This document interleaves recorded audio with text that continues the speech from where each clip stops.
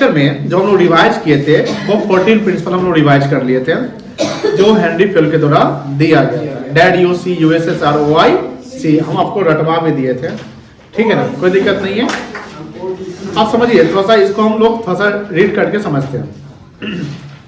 Principal जानते हैं कि एक सिद्धांत होता है, एक नियम होता है जिसको हमको मानना पड़ता है। हम अपने लाइफ में प्रिंसिपल फॉलो करते हैं तो कहने की गोल अचीव करते हैं, यानी a man without principle is nothing, है ना। एक इंसान अगर बिना प्रिंसिपल का हो तो वो क्या है, क्या कर रहा है धरती पे, कुछ नहीं कर रहा है। इसलिए हर इंसान के लाइफ में क्या होना चाहिए, एक प्रिंसिपल होना चाहिए। उसी प्रकार बिजनेस, स्मॉल बिजनेस हो, मीडियम बिजनेस हो, लार्ज बिजनेस हो, सभी बिजनेस का क्या होना चाहिए, एक प्रिंसिपल होना चाहिए। अब प्रिंसिपल भी समय के अनुसार चेंज हो जाता है। जैसे आप ट्रेडिशनल प्रिंसिपल पहले फॉलो करते थे किसको, ये हेनरी फ्यूल को, फिर आगे टेलर साहब, FW टेलर, उन्होंने भी साइंटिफिक प्रिंसिपल बताया, जिसमें एक उनका सबसे बड़ा प्रिंसिपल ये काम आया था, पीस रेट सिस्टम। याद है पीस रेट, जैसे वर्कर को पेमेंट हम डेली वेजेस नहीं करेंगे, जितना तुम सामान बनाओगे आउटपुट के अनुसार तुम्हारा पेमेंट करेंगे। तो ये एक साइंटिफिक टेक्निक कहलाएगा। चलिए तो इसको थोड़ा सा हम रीड आउट करते हैं। Principle refers to a statement which reflects the fundamental truth about some phenomena based on cause and effect relationship. अब सिंपल सी बात है, प्रिंसिपल हम बनाते कैसे हैं, प्रैक्टिकल सिचुएशन जैसा बनता है उसके अनुसार प्रिंसिपल बनाते हैं। हमारे लाइफ में जैसी सिचुएशन बनेगी उसके अनुसार हम अपना नियम बनाएंगे या नियम में बदलाव लाएंगे। एक ही नियम को हम परमानेंट नहीं रख सकते। अगर एक ही नियम को परमानेंट रख दिए तो साइंटिफिक तरीका हो गया जो रिजिड नेचर का होता है। यानी प्रिंसिपल में फ्लेक्सिबिलिटी जरूरी है। प्रिंसिपल में क्या होना चाहिए, फ्लेक्सिबिलिटी चाहिए। Management principle are broad and general guidelines. General guidelines मतलब सबके लिए वो होना चाहिए, यानी टाइम पे आना, है ना। एक ड्रेस कोड भी होता है कंपनी सामने, देखते होंगे। For decision making and behaviour of manager. Management principle and pure science principle में क्या डिफरेंसेस है। जो मैनेजमेंट में प्रिंसिपल फॉलो किए जाते हैं वो फ्लेक्सिबल होने चाहिए। क्यों, जैसे हमने जस्ट बताया कि समय के अनुसार सब कुछ बदलता है, तो अपने प्रिंसिपल में भी आपको बदलाव लाना पड़ेगा। लेकिन साइंटिफिक प्रिंसिपल क्या होता है आपका, rigid nature. Rigid in the sense कि भैया वो फिक्स्ड हो गया, वो अब उसको फॉलो, आप उसको चेंज नहीं कर सकते। Management principles are applied with creativity समझते हैं ना, यानी इनोवेटिव तरीके से आपको प्रिंसिपल अप्लाई करना पड़ेगा कि जैसा डिमांड है उसके अनुसार आपको सप्लाई करनी पड़ेगी। साइंटिफिक प्रिंसिपल क्या होता है, एक एब्सोल्यूट एंड स्टैटिक मैन होता है, क्योंकि रिजिड है, एब्सोल्यूट ये है तो ये है। Third, management principle have to keep pace. Pace मतलब होता है स्पीड। पेस मतलब क्या हो गया, speed with change in environment. आपको रिदम के अनुसार चलना पड़ेगा। इन्वायरमेंट जैसे जैसे चेंज हो रहा है आपको अपने प्रिंसिपल में चेंजिंग लाने पड़ेंगे। आज देखिए TCS कंपनी है जो इंडिया की सबसे बड़ी IT कंपनी है, आपका इन्फोसिस है, विप्रो है, एसेंचर है, ये सब जो कंपनी है तो कहीं ना कहीं आप देखिए AI पे अब ज्यादा काम कर रही है। TCS AI मतलब आर्टिफिशियल इंटेलिजेंस, इस पे ज्यादा काम कर रही है। आप देखते होंगे आजकल बहुत सारा जैसे AI जैसे टूल्स ऐसे ऐसे आ गए हैं कि बहुत कुछ चेंज कर देते हैं, यानी आपको ऐसे वातावरण में खड़ा कर देगा जो आपका बैकग्राउंड पूरा चेंज कर देता है। ऐसा होता है ना, आपका फेस चेंज कर देगा, आपका मतलब कि कुछ अलग इमेज बना देता है, आप कैसे भी दिख रहे हैं आपको सुंदर सा चेहरा बना दिया जाता है। अब शादी ब्याह में इसका गलत यूज भी होता है। शादी में इसका गलत यूज कैसे होता है कि मान लो कि फोटो दिखाते हैं, अब फोटो दिखाते फोटो में तो एडिट कर दिया, उसमें किसी को भी किसी बदसूरत को आप सुंदर बना दे रहे हो, है ना। तो इससे क्या होता है ना कि प्रॉब्लम होता है। तो ये अब इसको आप देखेंगे बड़े लेवल पे इसका, जैसे ये एक छोटे लेवल की प्रॉब्लम नहीं है, ये ग्लोबल लेवल की प्रॉब्लम है। अब मंत्रालय भी जैसे जो मिनिस्टर्स हैं ये भी बोलते हैं भैया हमको भी इसमें अब लॉ में कुछ चेंजिंग करने पड़ेंगे। तो ये कहीं ना कहीं प्रिंसिपल जो गवर्नमेंट भी बनाती है प्रिंसिपल, तो उनको भी सिचुएशन के अनुसार जो फैक्ट्स आया, जो प्रॉब्लम्स आया, हमारे प्रिंसिपल को बदलने पड़ेंगे, कोई दिक्कत नहीं है। साइंटिफिक प्रिंसिपल क्या है, scientific principle do not change with the time. समय के अनुसार साइंटिफिक प्रिंसिपल आपका चेंज जनरली नहीं होता है। अब देखिए प्रिंसिपल वर्सेस टेक्निक्स। टेक्निक्स मतलब क्या होता है, टेक्निक्स होता है जो हम काम करते हैं उसके मेथड्स, उसका टेक्निक, यानी हम कैसे आपको पेमेंट करेंगे, कैसे काम करते हैं, वो टेक्निक्स है। लेकिन हमको यहाँ इतना इस ऑर्डर में रखना है, ये अचीव करना है, हमको ग्रुप के साथ काम करना है, ये हमारा क्या हो गया, प्रिंसिपल हो गया। तो प्रिंसिपल और टेक्निक्स में थोड़ा अंतर होता है। प्रिंसिपल जैसे हमने कोई चीज बना लिया, जैसे गोल्स बना लिया, थर्ड हमने लॉन्ग टर्म गोल यानी कंपनी का गोल बन गया कि प्रॉफिट मैक्सिमाइज करते हैं। तो ये अल्टीमेट कंपनी का गोल है, लेकिन उस गोल को अचीव करने के लिए जो 3 लेवल है उसको अपने गोल बनाने पड़ेंगे। लोअर लेवल वाला अपना गोल बनाएगा कि हाँ हमको प्रोडक्शन करना है सर, जो मिडिल वाले हैं उन्होंने बोला कि इतना टारगेट है हमारा, अब ये प्रोडक्शन करना है, तो प्रोडक्शन मैनेजर अपना मेथड्स बनाएगा कि टेक्निक इस टेक्निक से बनाएंगे तो ये अचीव हो जाएगा। तो टेक्निक्स और प्रिंसिपल में कहीं ना कहीं डिफरेंसेस थोड़े से हैं। Management principle are guidelines for action और मेथड टेक्निक्स क्या हुआ, सीधा एक्शन ही टेक्निक्स है। Management techniques are methods and procedure which involves a series of steps to be performed to accomplish गोल, यानी गोल को अचीव करने के लिए हम जो मेथड्स बनाए, जो स्टेप्स बनाए, वही हमारा टेक्निक्स है। Management principles are more flexible and management techniques are less flexible. यानी फ्लेक्सिबिलिटी की बात करें तो हमारा जो मेथड है वो मेथड हम पहले भी, जैसे आप देखते हैं खाना बनाने का मेथड कोई सिखाने वाला, तो वो जनरली हमेशा टाइम चेंज आप करते हैं नहीं करते हैं, लेकिन प्रिंसिपल क्या होता है डायनेमिक इन्वायरमेंट में समय के अनुसार चेंज होता है। तो हम फ्लेक्सिबिलिटी की बात करें तो टेक्निक से ज्यादा फ्लेक्सिबल कौन हो गया, प्रिंसिपल। वैल्यूज समझते हैं, वैल्यूज का मतलब क्रेडिबिलिटी, रेप्यूटेशन। जैसे हमारा वैल्यूज कैसे बनता है, हमारे डिसिप्लिन से, हमारे बिहेवियर से, हमारे कस्टम से, यानी जैसा बिलीफ रखते हैं, जैसा हम बिहेवियर, जैसा हमारा नेचर, उसमें से हमारा वैल्यू क्रिएट होता है। लेकिन प्रिंसिपल एक डायनेमिक वर्ल्ड में एक समय के अनुसार क्या होता है आपका चेंज होते रहता है। अब यहां देखो, management principles are guidance for managerial actions, values are the guidance for human behaviour. Management principle are the technical in nature and it is the ethical in nature. Technical मतलब क्या होता है, टेक्नोलॉजिकली आप जैसे सिस्टम चल रहा है, technology जिससे है जो भी है उसको फॉलो करते हैं, उसके अनुसार अपना प्रिंसिपल बनाते हैं। लेकिन हमारा वैल्यू कैसे बनता है, हमारे एथिक्स से। एथिक्स मतलब जो आपका कैरेक्टर है, मॉरल, मतलब कि आप कितने एथिकल है। जैसे हम लोग काम करते हैं सम टाइम, और मान लो कि कंपनी का काम कर रहे हैं, उसमें से कुछ चीज हम अपने पॉकेट में रख के घर ले जाते हैं, ऐसा होता है, ऐसा होता है। बड़ी बड़ी कंपनी जिस कॉर्पोरेट ऑफिस जब होती है, जो हेड ऑफिस टाइप का हो गया, तो वहां पर हजारों सैकड़ों एम्प्लॉय काम करते हैं, और वहां पर बहुत सारी सुख सुविधा आपको मिलेगा। एक अपना कैंटीन होगा, एक कैफेटेरिया होता है जिसपे आप जाते हैं, क्या कॉफी पीते हैं, मतलब बहुत सारे फैसिलिटी जो कंपनी प्रोवाइड करती है, जैसे गूगल, अमेजोन, ये सब कंपनी है।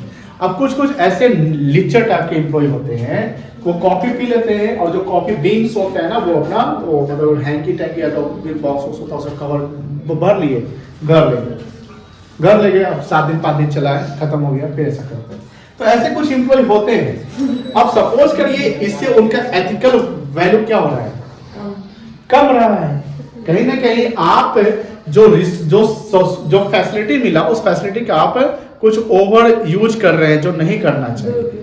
दूसरा बात यह है कि कंपनी के जो काम है, कंपनी के काम में भी हम अपना पर्सनल इंटरेस्ट देख रहे हैं, तो प्रिंसिपल फॉलो हो रहा है नहीं, और इससे आपका एथिक्स एज ए इंडिविजुअल, आपका एथिक्स क्या हो रहा है, गिर रहा है। जैसे सपोज कि आप कभी होटल ताज जाते हैं, वहां रूम बुक करते हैं, और रिसेप्शन काउंटर पर एक रिसेप्शनिस्ट बैठी हुई है, और जब वो आपसे बात कर रही है तो वो मतलब उसका कुछ पर्सनल इशू है, कुछ भी है, वो आपसे अनएथिकली मतलब कि रूडली बात कर रही है।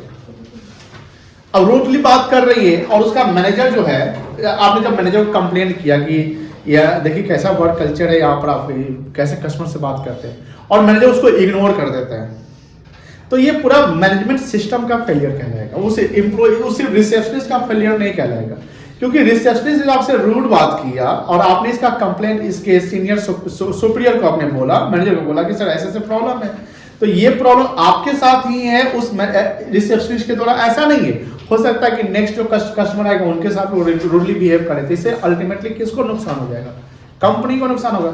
आपने कंप्लेन किया, मैनेजर इसका वो इग्नोर कर देता है, तो जब मैनेजर इसको इग्नोर करता है तो this is a failure of management system, ये पूरे सिस्टम का। अब इसके लिए टाटा, रतन टाटा तो पर्सनली लायबल नहीं ना हो जाएंगे, रतन टाटा पर्सनल, लेकिन हाँ एज ए होल अब कंपनी की एक पूरा साख पे आ जाएगी। अब मान लो कि ये लॉन्ग लास्टिंग चलता है, लॉन्ग लास्टिंग ये सर कि इतना लंबा चला कि रतन टाटा तक को पता चल गया कि होटल ताज में ये 2 2-4-5 महीना से ऐसा चलता है और रेवेन्यू घट गया है ये एक के कारण, ये एक्सप्रेस सिस्टम का, तो यहाँ पर रतन टाटा को भी इन्वॉल्व होना पड़ जाएगा। जब बड़े लेवल के लोग जब इग्नोर करना शुरू करते हैं तो वो भी रिस्पॉन्सिबल होते हैं, जब तक उनको पता है। अगर उनको पता नहीं तो वो रिस्पॉन्सिबल नहीं, हाँ उनको करेक्शन करना पड़ेगा। तो एथिक्स यहाँ पर जब क्या है ना कि अगर आप अपना एथिकल यानी आप गुड नेचर से काम नहीं करते हैं तो यानी आपका वैल्यू क्या हो जाएगा, गिर जाएगा। तो मीनिंग ऑफ प्रिंसिपल मैनेजमेंट में आपने देखा management principle, pure science and pure principle को आपने कंपेयर किया, मैनेजमेंट प्रिंसिपल एंड वैल्यू को कंपेयर किया, प्रिंसिपल को किससे कंपेयर किया आपने, टेक्निक से कंपेयर किया। अब देखो मैनेजमेंट प्रिंसिपल जनरली क्या है, the main features of management principle क्या है, एक यूनिवर्सल एंड परवेसिव होता है। परवेसिव मतलब एवरीवेयर, सभी लेवल पे। जैसे हमने बोला कि सबसे पहले प्रिंसिपल कौन बनाएगा, टॉप लेवल वाला। टॉप लेवल वाला अपना पॉलिसी फॉर्मुलेट किसको करेगा, मिडिल वाले को। मिडिल वाला उसको इंप्लीमेंट किससे करवाएगा, ऑपरेशनल वाले से। तो जिसको जो काम मिला वो अपना प्रिंसिपल बनाएगा। कंपनी का प्रिंसिपल जब बनता है, डजंट मीन कि कंपनी का प्रिंसिपल है तो किसी को अपना कोई वर्क प्रोडक्शन वाला अपना ही बनाता है। हर डिपार्टमेंट हर लेवल को अपना प्रिंसिपल बनाना पड़ता है। दैट्स व्हाई हम कह सकते हैं कि सर ये मैनेजमेंट प्रिंसिपल जो है ये परवेसिव नेचर का है, क्योंकि हम वर्क को डिवाइड जब करते हैं तो ग्रुप बनता है और ग्रुप हर ग्रुप का अपना प्रिंसिपल हो जाता है, कोई दिक्कत नहीं है। सेकेंड है, जैसे आपने हर बार देखा होगा कि मैनेजमेंट प्रिंसिपल क्या है, जनरल गाइडलाइंस है। जनरल गाइडलाइंस कंपनी की पॉलिसी है, कंपनी का ड्रेस कोड है, कंपनी का वर्क कल्चर है, तो हमें उसको फॉलो करना पड़ेगा, नहीं करना पड़ेगा, चाहे कोई भी हो, चाहे लोअर लेवल का हो, मिडिल लेवल का हो या टॉप लेवल का। This is the guidelines which must be follow by the company. कि एंट्री टाइम क्या है, कोई भी एम्प्लॉय हो ऑफिस गेट पे जब आएगा तो उसको बायोमेट्रिक अटेंडेंस होना पड़ेगा। बायोमेट्रिक समझते हैं ना, पहले होता था कि साइन करना होता था, तो इससे प्रॉब्लम क्या होता था कि कोई एम्प्लॉय आया लेट से भी आया, साइन कर दिया, टाइम लिख दिया, अभी पहुंचा 12 बजे लिख दिया, 10 बजे पहुंचे, कौन देखने जाता है। जो एचआर वाला है वो हमारा ही आदमी है, कभी वो गलती कर, अब देखिए वो आपके गलती को पे भी आंख बंद कर रहा है, इसका मतलब वो भी कहीं ना कहीं गलत कर रहा होगा, इससे पूरा सिस्टम गड़बड़ हो जाएगा। अब बायोमेट्रिक से क्या है कि आपका सीसीटीवी कैमरा लगा हुआ, सब कुछ लगा हुआ है, बायोमेट्रिक है तो सब कुछ आपका टाइम टेबल सब कुछ नोटिस हो गया, आप आए कि नहीं आए। अब आप अपना उंगली काट के किसी और दूसरे को देख ले रहा उंगली, आज तुम अटेंडेंस बनाने जाके नहीं हो सकता है। प्रॉक्सी कर सकते हैं इसमें, प्रॉक्सी समझते हैं कैसे करेंगे,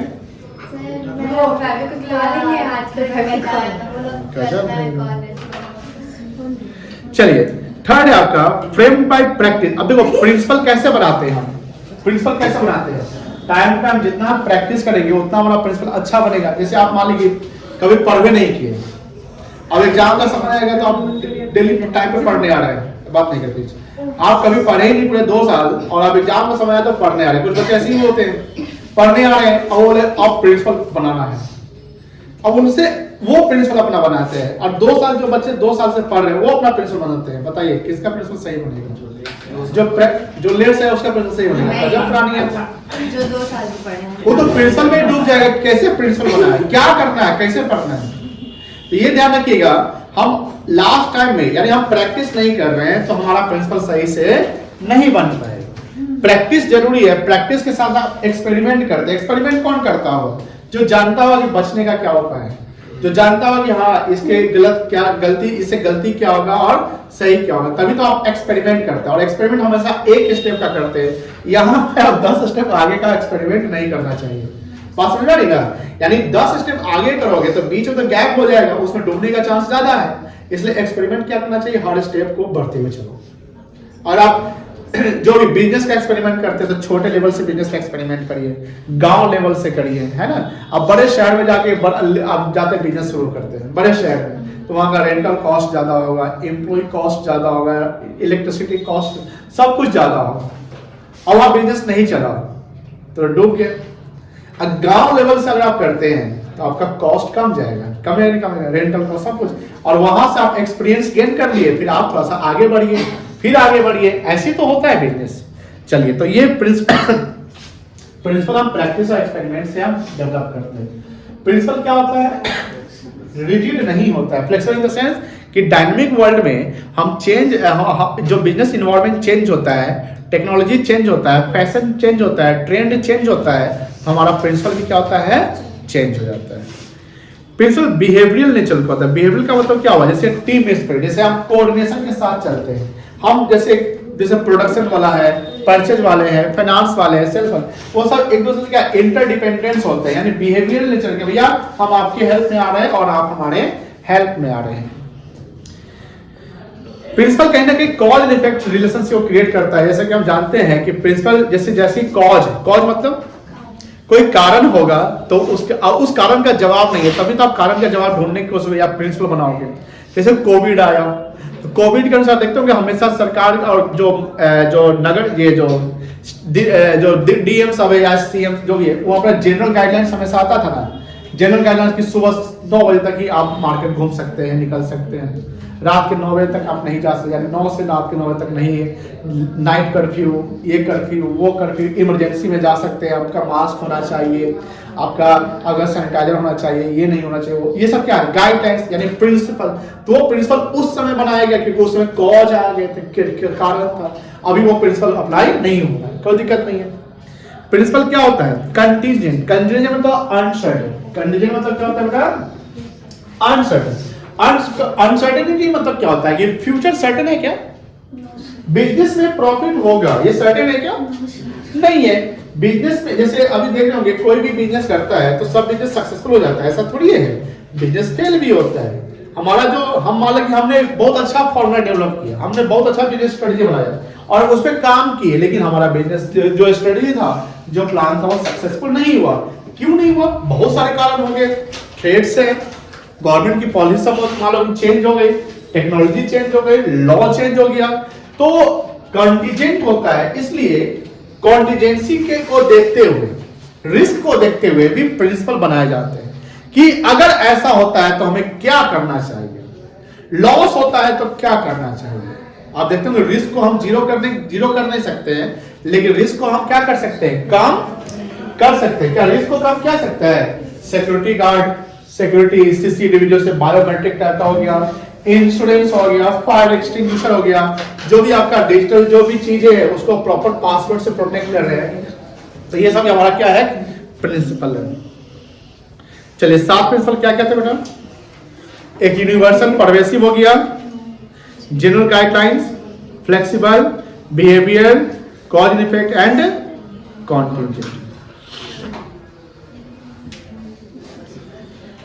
मैनेजमेंट प्रिंसिपल के सिग्निफिकेंस मतलब क्या होता है, इंपॉर्टेंस। क्या इंपॉर्टेंस है, providing manager with useful insight into reality, यानी जो हमने सोचा और हम उस पर प्रिंसिपल बनाते हैं तो कहीं ना कहीं हम रियलिटी में आते हैं। रियलिटी इन द सेंस कि हम प्रैक्टिकल वर्ल्ड में हम अपने नॉलेज को अप्लाई करके हम उसको रियल करते हैं। आज देखिए जैसे ड्रोन कैमरा का ज्यादा आजकल डिमांड है, ड्रोन का डिमांड है ना आजकल। ड्रोन का जो सेलिंग यानी जो कंपनी होगी वो खूब सेल कर रही है, उसका टर्नओवर खूब ज्यादा होगा, बिकॉज उसने सोचा, गवर्नमेंट ने वो इंप्लीमेंट कर दिया, गवर्नमेंट ने उसको अलाउ कर दिया, ऑब्वियस बात है कंपनी का सेल्स बढ़ गया। सेकेंड है कि जब हम प्रिंसिपल बनाते हैं तो अपने रिसोर्स का ऑप्टिमम यूटिलाइजेशन करते हैं। ऑप्टिमम मतलब क्या होता है, to the best extent, minimum cost and maximum benefit. हम प्रिंसिपल के कारण ही तो कर रहे हैं, है ना। हम मैनेजमेंट प्रिंसिपल अप्लाई करते तो हम कुछ डिसीजन भी ले सकते हैं। जैसे आप देखे होंगे कि प्रिंसिपल में एक टेलर का प्रिंसिपल था, साइंटिफिक मैनेजमेंट टेक्निक, उसमें उन्होंने टेक्निक बताया कैसे प्रोडक्शन करना चाहिए, कैसे आप gang boss, clerk boss, time clerk, inspector से बना सकते हैं, कैसे आप पीस रेट सिस्टम अप्लाई कर सकते हैं, जहां पर अगर 100% एफिशिएंसी से काम, अगर 100% से नीचे यानी बिलो काम करता है तो उसको बिलो एफिशिएंसी कहते हैं, ये सब याद होगा। 100% या उससे ऊपर अगर काम करता है उसको क्या बोलते हैं, एफिशिएंट। ये 100% का मतलब क्या हुआ कि एक वर्कर अगर 100 बना सकता है, इसकी कैपेसिटी है, और वो 99 बनाया तो उसको इनएफिशिएंट कहते हैं। 100 या 100 से ऊपर बनाया तो उसको हम क्या कहेंगे, एफिशिएंट।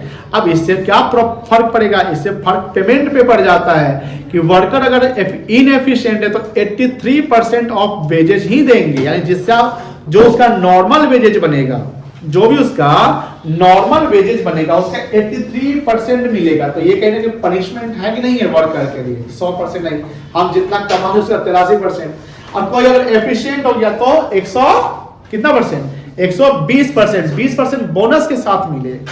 तो अब मान लो कोई 99 बनाया, कोई 99 बनाया, अब कोई 100 बनाया, कितना परसेंट का फर्क पड़ गया?